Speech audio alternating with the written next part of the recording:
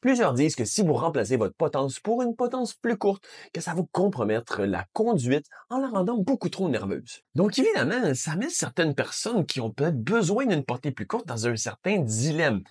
Est-ce que cette affirmation est vraie ou fausse? Bon, encore là, cette affirmation est vraiment une sursimplification d'une dynamique beaucoup plus nuancée et complexe que je vais vous parler. Bienvenue dans cette capsule présentée par Vélomagui. Aujourd'hui, je vous dis pourquoi mettre une potence plus courte ne va pas nécessairement rendre votre vélo plus nerveux. Bon, premièrement, pourquoi est-ce qu'on dit qu'une potence plus courte serait plus nerveux?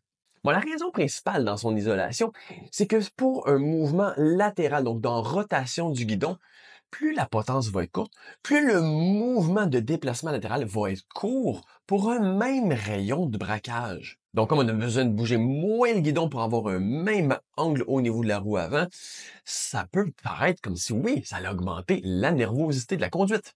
Mais à la base, premièrement, le facteur numéro un de la stabilité du vélo, c'est la géométrie dans son ensemble. Je pourrais donner l'exemple des vélos de montagne modernes versus les vélos de montagne d'il y a 20 ans. Les vélos de montagne actuels ont tous des potences extrêmement courtes de 50 mm ou moins. Mais leur stabilité à travers les sentiers et les roches est inégalée, surtout par rapport aux vélos de montagne d'il y a 20 ans qui avaient des potences passablement plus longues, alors que la norme était à 100 mm et plus. Mais bon, si on fait une comparaison d'une potence plus courte sur deux vélos, deux cadres identiques, donc oui, est-ce que la potence plus courte va nécessairement être plus nerveuse? Encore là, en isolation, peut-être. Mais la réalité, c'est que ceux qui prétendent ça aussi et qui disent en avoir fait l'essai, bien souvent vont avoir mis des potences plus courtes sans nécessairement qu'il y ait de changement de position associé au changement de longueur de potence. Donc, principalement, surtout au niveau de la répartition du poids. Parce que la raison principale pourquoi on réunirait avec une potence plus courte,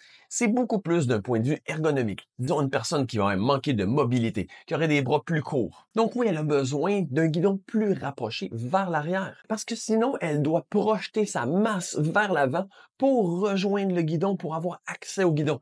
Ce qui met beaucoup de poids sur la roue avant directrice. Ce qui, ça, rend le vélo et la conduite plus nerveuse. Donc, est-ce que mécaniquement, une potence plus courte peut être plus nerveuse?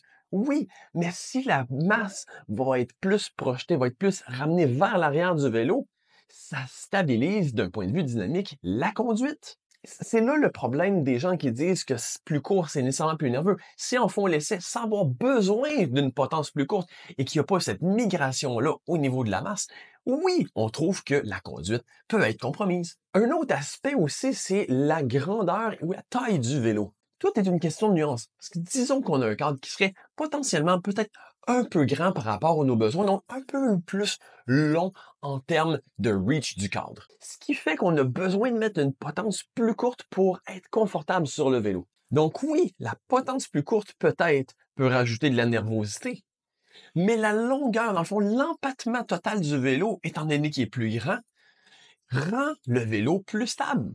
Parce que plus l'empattement du vélo est long, plus pour un même angle au niveau de la direction, ben le rayon de virage va être grand.